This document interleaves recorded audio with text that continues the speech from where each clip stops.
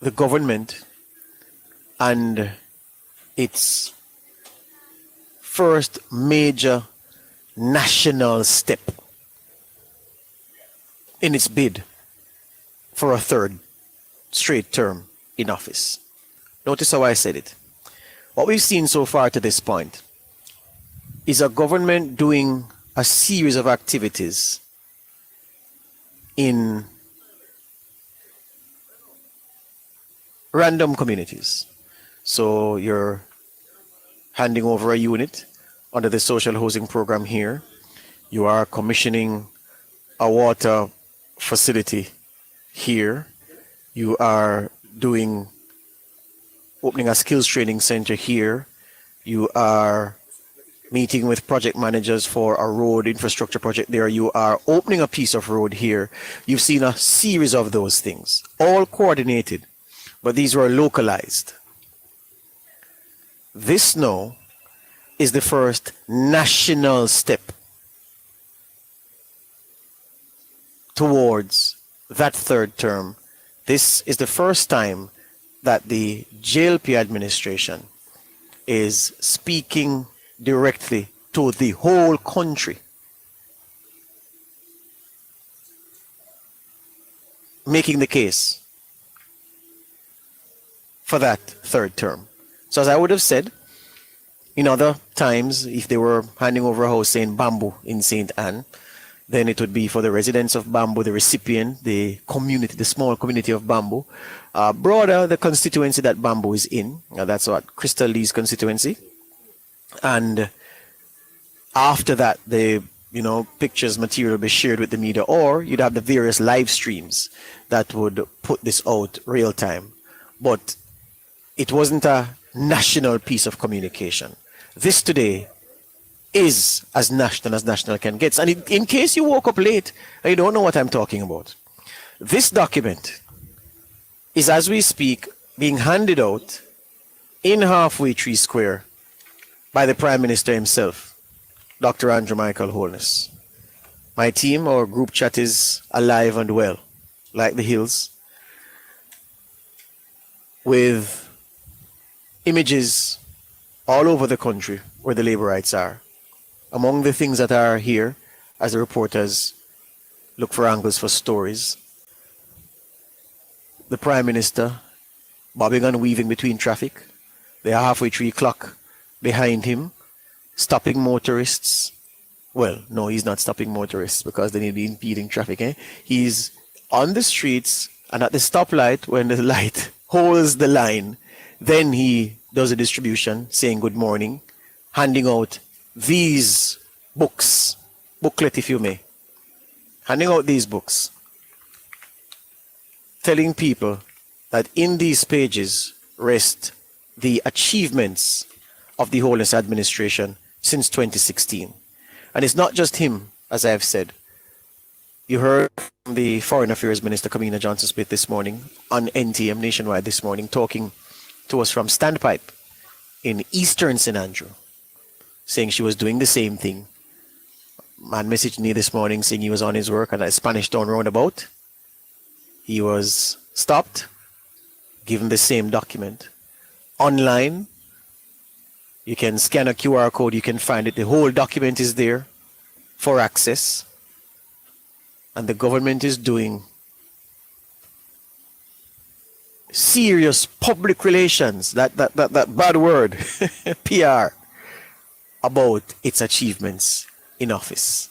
And I say bad word not because I certainly think so, because you'd have heard me this morning saying, I don't think so. But some people believe that you mustn't talk about your achievements. But yes, in these pages, the Holness administration talking up what it has done since 2016. And when you open it, and my morning has been busy. I'm a reader man, as you know. Well, no, I didn't say that right? I'm a reader man.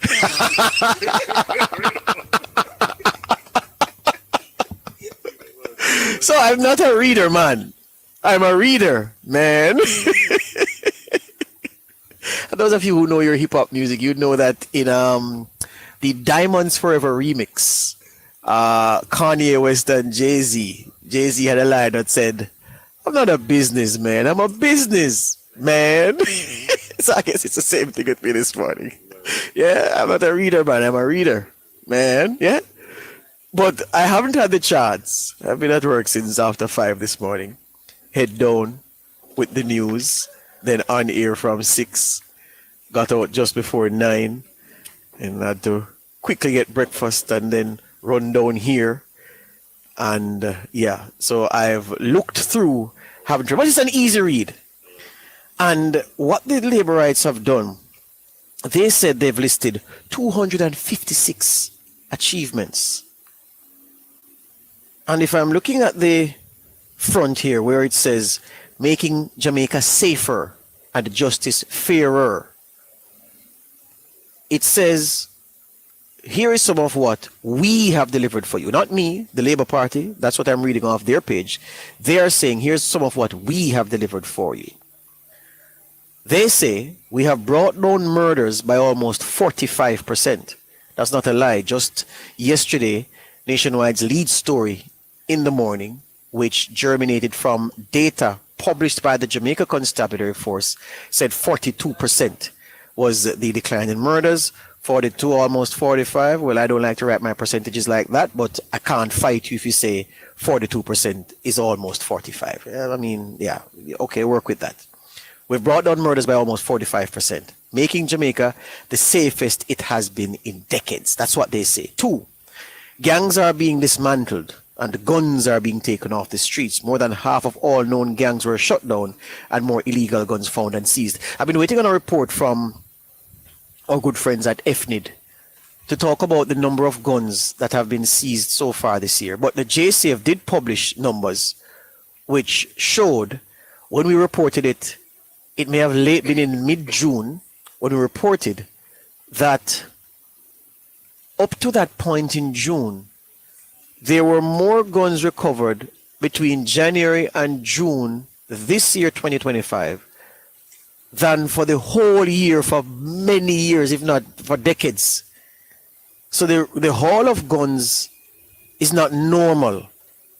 And so the point about gangs are being dismantled and guns are being taken off the street, no joke either, because that's what the statistics show. And for those who will say, boy, a lie, well, what are your numbers? And where did you get your numbers from? Our numbers come from what the Jamaica Constabulary Force has published. So if you're challenging those numbers, fine.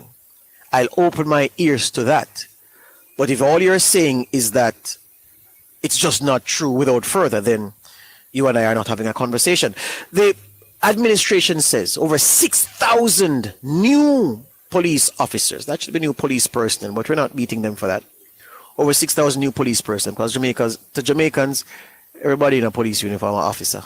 Officer, even though we know that, and the reason I'm a stickler for these things, it's the struggle every day to communicate this way as journalists, because you have to report correctly. So rank and file members, or people who are part of the officer corps, and you go up. Yeah. So police officers, I would say police personnel, but again, don't quibble over that. Over 6,000 new police personnel have been added since 2018. They say providing more police to protect your families and businesses. The total force is now 14,000, the most ever. Again, this is no lie. You can run the numbers yourself and ask how many police personnel are now serving the constabulary force, and you'll find that this number, this claim, bears out. They say again, more than 1,800 new police vehicles have been added so police can respond faster across the island. I have caused to drive by the police commissioner's office daily. Do I? Daily? Yeah, daily. And it's rare you don't see. Many times I'm driving by, I can't see the lawn grass because there are vehicles on it, and the lawn big at the police commissioner's office, as you know. It's not a small area, big lawn. And I can hardly see the grass because there are motorbikes, there are pickup trucks, there are sedans, there are just SUVs, there are vehicles. So the police have more vehicles at their disposal than any other time before. Another claim that bears out. They say over 150 police stations have been upgraded and 6 new ones have been built. They say domestic violence units have been set up at 10 police stations. They say Sissoko has been expanded. And Sissoko, we knew that story about the books, with the ledgers with the information of victims and so forth. That were the books that were found at the old Sissoko location on Ruven Road. We say Ruthven Road, but Ruven Road. If it's a Ruthven Road, not killing you again. Yeah. The Sissoko office is now on is it in Musgrave Mews? It's in the corner of Musgrave. Yeah, you turn off Lady Musgrave Road. Like you want to head back to to Trafalgar Road rather, or connect with with Lady Musgrave Avenue at the stoplight to go down to AC Hotel. That's where that area, Musgrave Mews, that's where the new Sissoko office is. Yeah.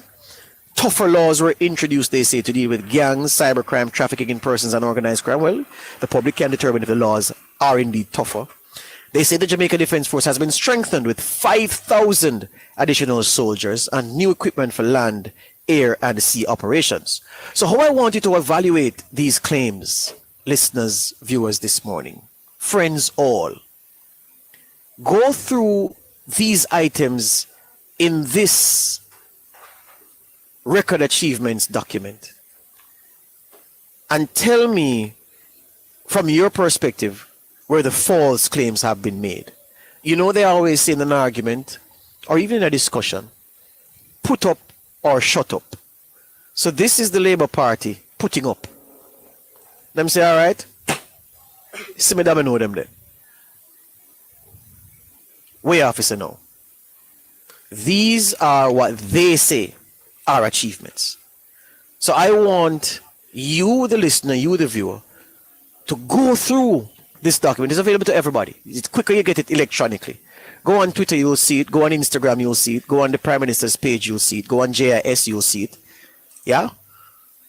If Ricardo Brooks is listening to me, you can just put the electronic link on the nationwide website. Those who go there can find it there.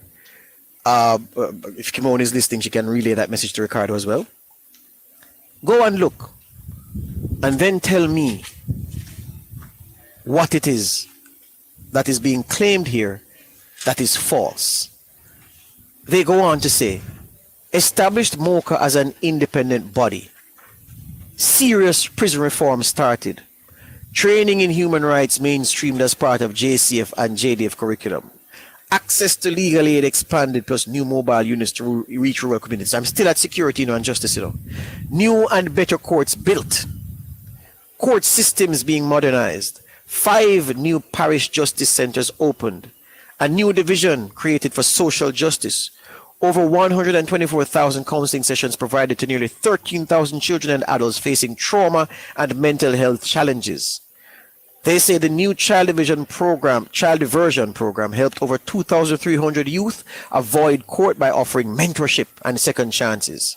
Free mediation, free counseling, free dispute resolution, and free victim support services through new justice centers. The government says more prosecutors and legal staff were added. They say more judges appointed across all levels of the judiciary. They say, in itemizing, that parish court judges, that number moved from 50 to 78. Supreme Court judges, that number moved from 32 to 42. Masters in chambers, that number moved from 3 to 8. And Court of Appeal judges moved from 6 to 13, a 100% increase plus. They say the parish court backlogs have been cleared. They say more justices of the peace and notaries trained and appointed. And they say over 7,200 Jamaicans got their criminal records expunged, giving them a chance to move forward and start over. So, we've always faced a dilemma coming to election time.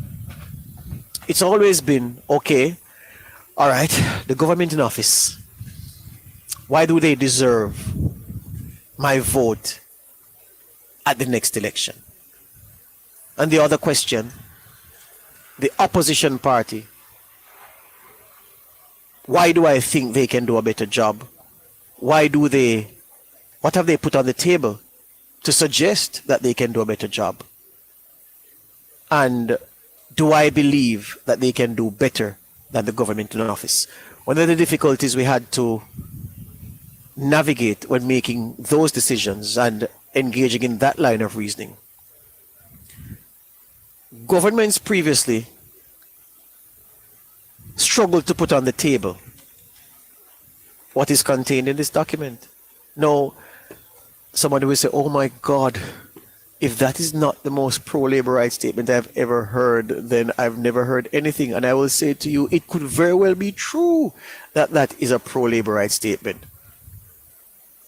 But the truth in this instance accords with your view that it is a pro-labor rights statement. And I can't help that. Meaning, I am not deliberately setting out to tell you what the achievements of this administration are. These are things that they have said on paper is true. And I'm saying that my reading of this, just on justice and security, I have a challenge with the claim that making Jamaica the safest it has been in decades, the feel of crime still high, because you wouldn't expect. I mean, I was born in 1982. In all my lifetime, the fear of crime has been high. So you wouldn't expect that in 2-3 years, with declining homicide numbers and a declining murder rate, and I say it that way because I know some of you people are dense. You don't know the difference between homicide rate and murder numbers. And I still remember that comical rebuttal of the claims I made in a now famous video about a certain gentleman, and the rebuttal was based on the fact that I'm not being true about the rate. I said nothing about rate. Murder rate and homicide numbers are different. But don't let me stray from my point. I've lived at least 2 lifetimes of high fear of crime, heightened fear of crime. Let me put it better. I cannot lose that fear in 3 years. It's impossible. Impossible. So, I don't know if the country's sense or fear is diminishing. I know that mine hasn't. What has increased for me is confidence in the police. What has increased for me is a feeling that we have a professional police force doing its work. What is pleasing for me is that we have a country that is daily giving even more support to the police. And I'm beginning to feel as if people believe that it is their duty to help fight crime, and that we are moving away from this attitude whereby see I'm blind, hear and deaf. You see how far that has taken us?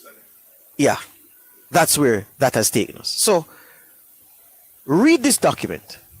Take a break now. Read this document and tell me what they lie them there with the labor right them tell. So we can discuss.